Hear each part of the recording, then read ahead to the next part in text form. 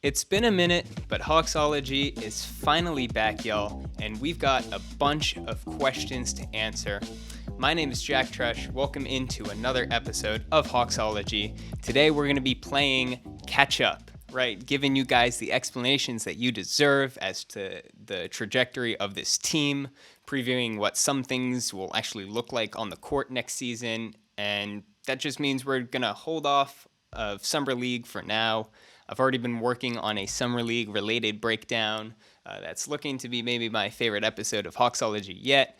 But for today, we're going to stick with digging into why we had to say goodbye to Kevin Huerter instead of Bogdan Bogdanovic, because that's what some people think.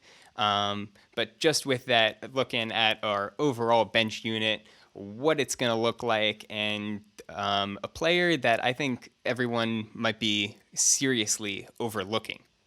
But to start off, in case you missed it, we have hired Hawks legend Kyle Korver to our front office.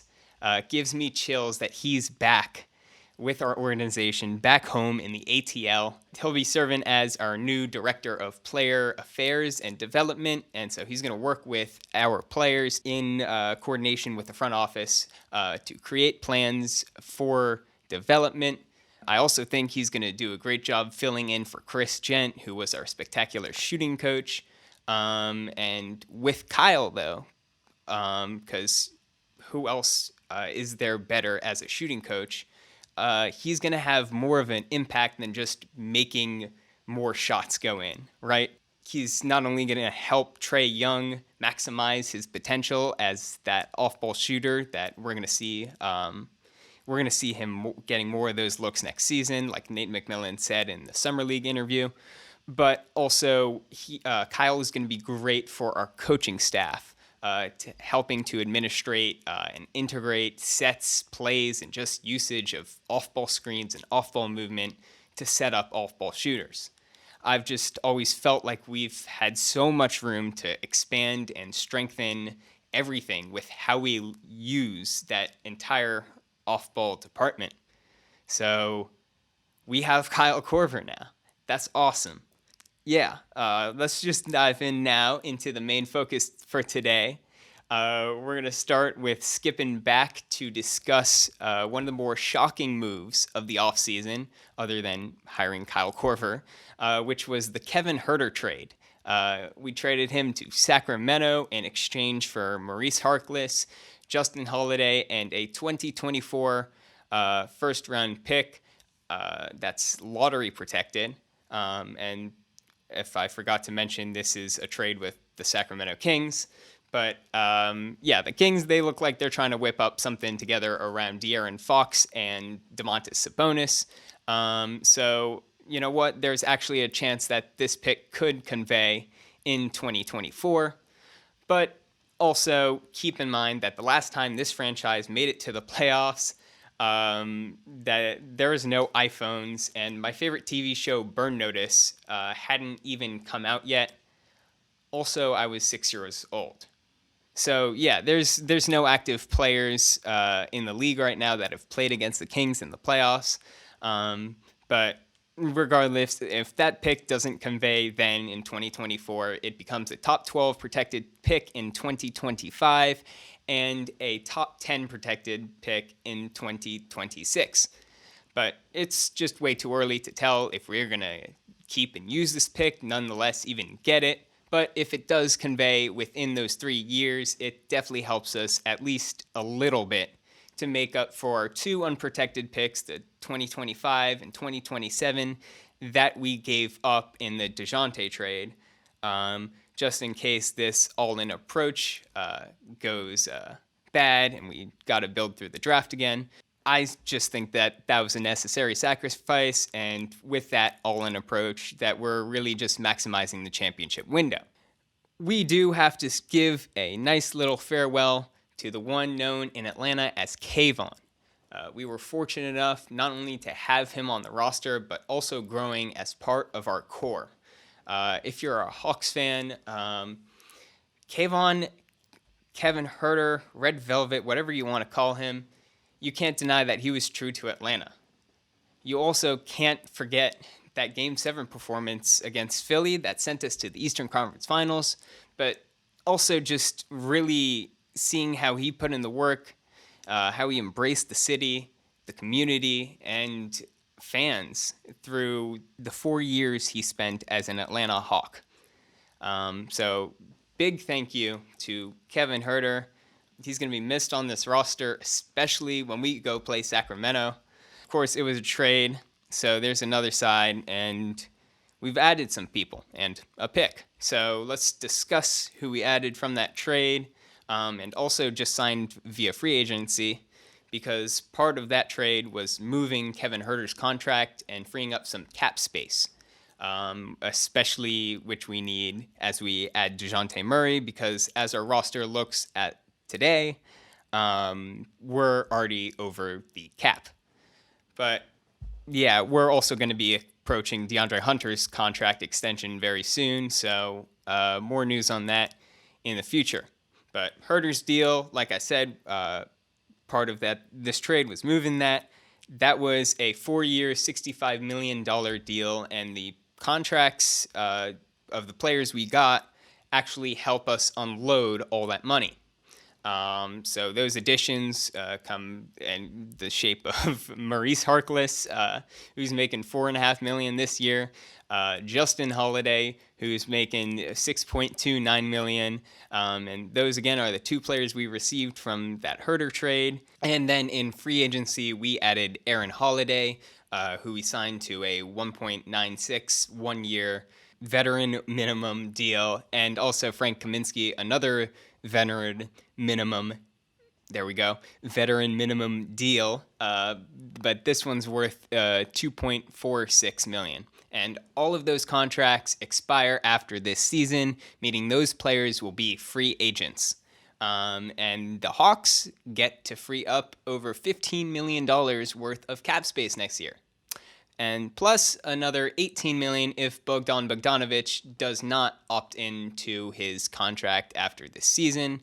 But let's not get too ahead of ourselves there. We should probably look at these additions from more than just a payroll perspective. We need them to suit up because 8 players from our team last season are no longer Hawks. And so via trade and via free agency, we lost DeLon Wright, Danilo Gallinari, Gorgie Jang, Timothé Luwawu-Cabarrot, Lou Williams, Skylar Mays, Kevin Knox, and Kevin Huerter. With this in mind, especially without Huerter, DeLon, and Gallinari, it may seem like we lose some depth. And so that's what we're going to discuss today. Of course, we're all excited for DeJounte, but remember that a big part of winning, especially in a Nate McMillan system, is the bench. So as the roster looks right now, how exactly is that lineup going to be constructed? There's that so-called plan by Landry Fields that we are going to have one of Trae Young or DeJounte Murray on the court at all times. But keep in mind that under Nate McMillan, he likes to implement those all-bench lineups, and plus we're looking at this in the context of an entire 82-game season. But hold on, because before you say, damn it, remember that during the second half of last season, that in most games, the all-bench units played just as well as or even better than the starters. Like, when I say all-bench units, most Hawks fans are just used to envisioning the Lou Williams minutes. In the first half of the season, it was those minutes that went on for like 5 or 6 minutes of the fourth quarter, started in the third, where oftentimes any lead we had built up would just disappear. And by the way, I'm not trying to correlate Lou Williams with choking leads, because for his career, he'd come in and get buckets, and even as we saw in the Hawks Eastern Conference Finals run a couple times, he'd be the one leading the comeback. But at the end of the day, now it's just not super practical to rely on a 35-year-old score-first guard especially to run our offense night in and out for that bench unit. Plus, it became pretty clear that Bogi, who was in the starting lineup for 26 of his first 28 games, that he was better coming off the bench, whereas Kevin Huerter was better starting next to Trey. So those two switched spots. And it leads us into part of why the Hawks chose to keep Bogdanovic instead of Kevin Huerter. And there's always been tons of debate about this ever since we initially acquired Bogi, about whether we should start Huerter or start Bogi, who should be on the bench. And it just gotten to a point, also from a contract perspective, like we mentioned, where we needed to choose between the two of them. So, in the context that that player, since we'll probably start DeJounte now, in the context that that player will have to come off the bench, the Hawks' ultimate decision, choosing to keep Bogdanovic, well, it really clears things up, especially as we dive in. So let's look as this past season went on. It was Bogi's playmaking off the bench that started to become quite reliable. It showed that he could run a bench unit more effectively than Huerter can, and we also can't forget that Bogi also had more of his spectacular scoring performances off the bench. So I made this list of Bogi's top 10 scoring performances from this season. And the main thing I want you to pay attention to is that only one of these 10 scoring performances came when he was a starter, and that's number 10, that game against Detroit. Okay, the rest of these, they came when he came off the bench. And so, for those of you who didn't know, I'm not the biggest fan of stats without context, so let's give more context, and by that, I mean more stats, because I've gone ahead and I've sorted the splits for Bogi and Kevin as starters, and Bogi and Kevin as coming off the bench, just to show you the differences. And so, like, a couple things that you just can't ignore is the record. In Bogi's 63 games as a starter, the Hawks went 11-16, but on his 36 games off the bench, the Hawks went 22-14. One of those is a positive win ratio, the other is not, and it's just the same with Huerter too, as coming off the bench. Again, Huerter was meant more for the starting lineup next to Trey, because off the bench, the Hawks went 3 for 11. Of course, that's not all the context there, but with Huerter, he also went from a 23% three-point shooter off the bench to being around a 41% three-point shooter in the starting lineup. There's some other big jumps, right? There's a 5-point almost jump in Bogi's points per game, from 12.5 points per game to 17 points per game. Just from moving to the bench and having that space to create. And if you're on an audio version, there's so many more stats. There's improvements in nearly every box score, plus more, because I threw in plus minus and whatever. There's an improvement in almost every category from when Bogi went from a starter to being on the bench, and when Huerter went from being on the bench to being a starter. Some things are just meant to be, I guess. And all of this is just from a role change. And again, I can't say how much of a stickler I am about not liking box score stats in general, but if we take them under the right context, they're solid pieces of evidence. And it showed which roles were more suited for Bogi and which role was more suited for Kevin. And so you look at Bogi coming off that bench, and it gave him the opportunity to show that not only he was more effective at creating shots for himself, but it also proved he had the opportunity to prove that he was more solid, at least than Huerter, at setting up quality looks for other, being that secondary playmaker, like I was talking about. And while I could imagine Huerter eventually growing into that role, having Bogi as just a main playmaker for our bench was one of the two main benefits that actually turned around the success of the bench units. And so the other benefit that, again, just completely changed the entire feel and overall success of these bench units was when finally Lou Williams was utilized not as a score-first point guard, but instead as more of a shooting guard, which is his natural position. The playmaking duties were then put into the hands of Bogi and DeLon Wright. And so all of this added up to be that immensely more successful and reliable bench unit that we saw in the second half of last season. The most frequent variation of this lineup was DeLon Wright, Lou Williams at the 2, Bogi, Danilo Gallinari, and Onyeka Okongwu, but like we saw TLC a bunch with that unit. We saw Kevin Knox, especially towards the end of the season as Lou Williams had back problems, and then even saw Deandre Huerter staggered in with that lineup. But our bench this year looks incredibly different. First off, I assume and hope that we're going to be seeing a lot more Jalen Johnson. There are a lot of Hawks fans who are not happy with his playing time, and I believe Travis Schlenk may have even said something to Nate McMillan. But overall, believe it or not, don't sleep on this bench unit, because out of the remaining players on this roster, you can still make a really solid unit. And that's even with or without one of Trey or DeJounte, whether we stick to that plan of them, one of them being on the court throughout all 48 minutes. I really wouldn't be surprised to see both of them getting a breather at the same time, and maybe just us having more staggered rotations overall. But assuming that we're probably going to see an all-bench unit, what is this going to look like?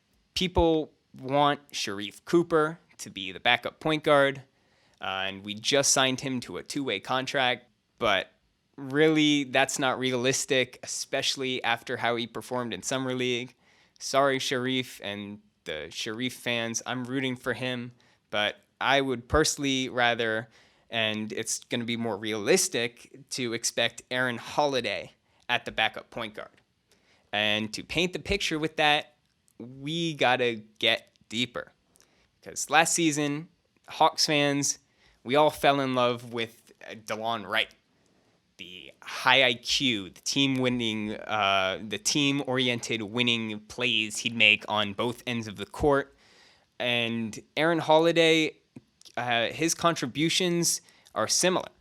But of course, he's just a different style player than DeLon Wright is. And so there's some key differences in his game that we're going to point out.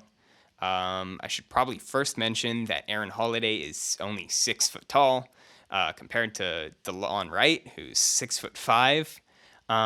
But yeah, it's another point guard next to the 6'1" Trae Young. But Trae only weighs 164 pounds. Aaron Holiday in that 6 foot frame weighs 185 pounds. And that's the same amount, actually, as DeLon Wright. And so just in case you were worried about it, no, Aaron Holiday is not fat. The dude's pretty ripped, actually. So in this solid, compact build, he has the tools and grit that not only prevents him from being pushed around and taken out by screens, but also allows him to shield off bigger defenders and absorb contact when finishing at the rim. And also, before I forget, it allows him to be super quick. The dude's fast, and that quickness is a big plus because Aaron Holiday is more of a true point guard than DeLon is, and that's the biggest difference between the two of them. It's just evident in his style of play. If you remember, DeLon executed most screenplays at a pretty slow pace. He wasn't a super shifty ball handler, so it wasn't often that we saw him burst downhill and get all the way to the bucket. But that's different with Aaron Holiday. He can accelerate quickly with that first step and also has the ability to handle the ball more tightly. It makes him super fast at making decisions using on-ball screens because sometimes it's just as easy as using it to get a tiny bit of wiggle room and gain downhill momentum and collapsing the defense with those advantages and those can be those advantages. Those can be in a couple different ways, and we can, in all those ways, pretty much rely on Aaron Holiday to still make a quality play. And let's not forget to mention that he's only 25 years old and still developing his game. But anyway, creating those advantages, opportunities, whatever you want to call them, off pick and rolls, even like if you see him beat his defender and it's his defender recovering around that screen, and he's got a bit of a step. He's got that speed to keep himself in front of the defender and drive to the basket, and is also strong enough to control himself and the ball when he attacks those tough angled layups, especially as a defender is like trying to chase him down. Like, let's say instead of his defender recovering, it's the low defender rotating over. He'll absolutely have the aggression to go up strong and finish through those taller defenders, but he also likes to go to his floater, which another great point guard on this team likes to do, probably better at. But Aaron Holiday, he's still got that kind of in his bag. Anyway, this type of situation with that low defender rotating over, helping out on him when he's driving to the basket, also presents opportunities for him to dish out to whoever's now open in the corner. As always, though, it gets spicier because before DeLon Wright, we really hadn't had the perfect backup point guard situation. That was either because of who we had filling that role or whoever their surrounding players were. But as of right now, this could be our most ideal situation with Aaron Holiday, who, remember, is only on a veteran minimum. He's been able to get consistent minutes as a backup point guard for a couple years now, and is someone with the ability and aggression to defend on and off the ball consistently, efficiently run the pick and roll, and use his speed to attack the basket and kick out to find open shooters. And by the way, we actually have shooters now who we can rely on to hit their open shots. So some pretty spicy stuff there, because for a bench unit, that's a pretty solid filling. And as I project now our full bench lineup, the 5 we're going to put on if we see that all bench lineup, just keep in mind everything we just discussed and detailed with Aaron Holiday, plus what we spoke about earlier with Bogi and how he performs very well off the bench as both a scorer and a playmaker. And so those are the first 2 right there, Aaron Holiday and Bogdan Bogdanovic, alongside Justin Holiday / AJ Griffin. More on that in a second. But then at the 4, Jalen Johnson and Onyeka Okongwu at the 5. And so that is a small lineup, especially as we get down to Onyeka, who's only 6'8", but we've seen him make leaps as a rim protector and also show decent lateral movement when he's tasked to cover guards on the perimeter. With what we said about Aaron Holiday, remember his game is more along the lines of a true point guard, which means him being out there with this unit can not only help maximize his game, but the game of everyone else in the lineup, hitting them in the spots that they like to be. And so we've seen Bogi also handling the ball a bunch when he came off the bench, but don't forget that he's also a shooter. And also along with Justin Holiday, his brother, and AJ Griffin, those guys are also shooters and guys that Aaron Holiday is going to probably help set up.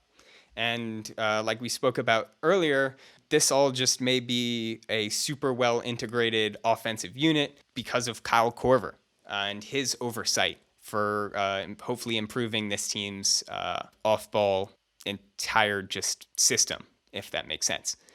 But anyway, as we get into the little, whether we're going to see Justin Holiday or AJ Griffin. To start with Justin, that chemistry with his brother is a big plus.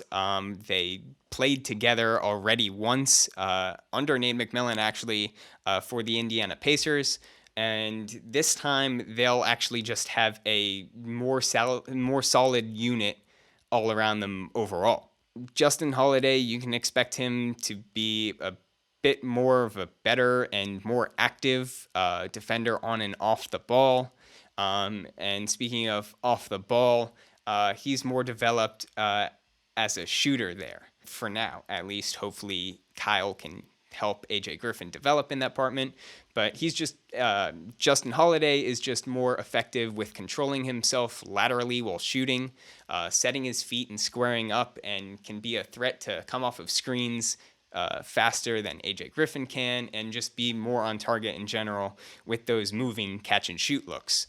But of course, AJ Griffin is still a rookie, and he's got great oversight to help him develop in that area. But also, AJ Griffin reportedly has this sneaky ball handle and athleticism, and on top of just also being a great set shooter. So, of course, as the season plays out, especially because we didn't get to see AJ Griffin in Summer League, hopefully we see these two guys utilized where need be. But then as we round out this unit, of course, Onyeka Okongwu, we've seen capitalize off some of those pick and roll actions, whether that's like lobs or just being fed while rolling or just in the dunker spot. But don't forget that he's working on his jump shot, as he said in his exit interview. Don't expect him to be lighting it up from three from tip off of the first game. Or when he checks in, don't expect him to be lighting up too much, but he's already shown he's got good touch, and it'd be great to see him build confidence in taking pull-ups or floaters off of those short rolls. And then at the 4, hopefully Jalen Johnson we'll see. Mo Harkless is also an option. I'm sure we'll see some of that, but hopefully it's Jalen Johnson. He can be that secondary screener and roller or fader, if that's what you want to call it, seeing him spot up and hopefully give us some shooting, but then also be someone who can give some more rim pressure, right? Attacking the basket with dribble drive. It's a pretty well-rounded unit. Again, whether we will see a bunch of minutes with the squad or with one of Trey or DeJounte with them and just more staggered rotations, it's like I said, a pretty well-rounded unit. And last thing, I expect that Clint and Onyeka's minutes are going to be a bit more balanced. And that's actually a reason, because I'm going to get into this now, even though it's kind of old news. That's actually a reason why I am glad we did not get Deandre Ayton. He just signed a 4-year, $133 million deal with the Phoenix Suns, so he's staying there in Phoenix. But up until that point, I've run into way too many Hawks fans who thought we'd be better off with Deandre Ayton. And by the way, that would cost a $33 million a year that we don't really have. But also consider that we have a generationally talented young point guard with elite scoring and playmaking abilities, Mr. Trae Young, and plus DeJounte Murray. Meaning DeAndre Ayton would not be worth that max contract, nor even be happy unless he got the amount of touches and usage that we wouldn't be able to even give him. Clint Capella is just also a way better fit for this team. He understands and exceptionally provides the 3 biggest things that we actually need from a center. Number 1 being a defensive anchor. Number 2, dominant rebounding. And number 3, a solid roll man. And so, sorry, DeAndre Ayton, the ability to shoot post fades is not on that list of 3 things that we desperately need from our center. And it makes no sense to pay DeAndre Ayton a max contract when Capella is cheaper and much more solid at those 3 things. Lastly, getting DeAndre Ayton would be the biggest FU to the 21-year-old that we drafted with the 6th overall pick in 2020, that being Onyeka Okongwu. If you're pro Ayton, I can imagine you're anti-Onyeka because, with Clint Capella, you can expect that he's only got a couple years left on his contract, and when that runs out, that Onyeka is going to take over as our new starting center. And as we integrate Onyeka, we'll still be able to have Clint to not only give us great minutes, but also, more importantly, be a fantastic role model and mentor for Onyeka and his development. And with Deandre Ayton, we get none of that. He'll only be a lid placed on Onyeka's playing time, just shriveling up his career as he rides the bench, maybe getting 12 minutes a game, watching that drop. And plus, Ayton is a lid on our cap space. I had to get that off my chest. Oof. There was never a valid reason to get Deandre Ayton. And, I've heard that since Ayton is more talented offensively, that'll allow us to space the floor and properly use John Collins as the primary pick and roll guy. But fun fact, the ability to shoot does not equal the ability to space the floor. Plus, with the drop-off defensively, it'd be stupid to give Ayton a max contract just to be a corner shooter. But to cap it off, let's give y'all a look at our lineup completely. Just to look ahead, we got Trae Young, DeJounte Murray, DeAndre Hunter, John Collins. Thankfully, it seems right now like he's staying here in the ATL with us where he belongs. But then Clint Capella, Aaron Holiday, Bogdan Bogdanovic, Justin Holiday, Jalen Johnson, Onyeka Okongwu, Mo Harkless, AJ Griffin, Frank Kaminsky, Tyrese Martin. Congrats to him. Proving himself in Summer League and earning a multi-year rookie deal and spot on the roster. But then Sean D. Brown Jr., who's on a two-way contract, and then Sharife Cooper, who we just also, like I mentioned earlier, signed to a two-way contract as well. But then, we can only wait to see how this will all look on the court. In the meantime, we still got some Summer League action to discuss, as well as breaking down more of our roster, some blasts from the past, and more big things underway for Hawksology. If you like NBA basketball, especially if you're a Hawks fan, and enjoy this type of in-depth coverage, I recommend hitting that like and subscribe button and helping to grow and support this channel. Let's rebuild some integrity in the parts of this fan base and just get away from all that clickbait and slander and uninformed Hawks coverage. But as always, thank you so much for tuning in to this episode of Hawksology. We'll catch you next time.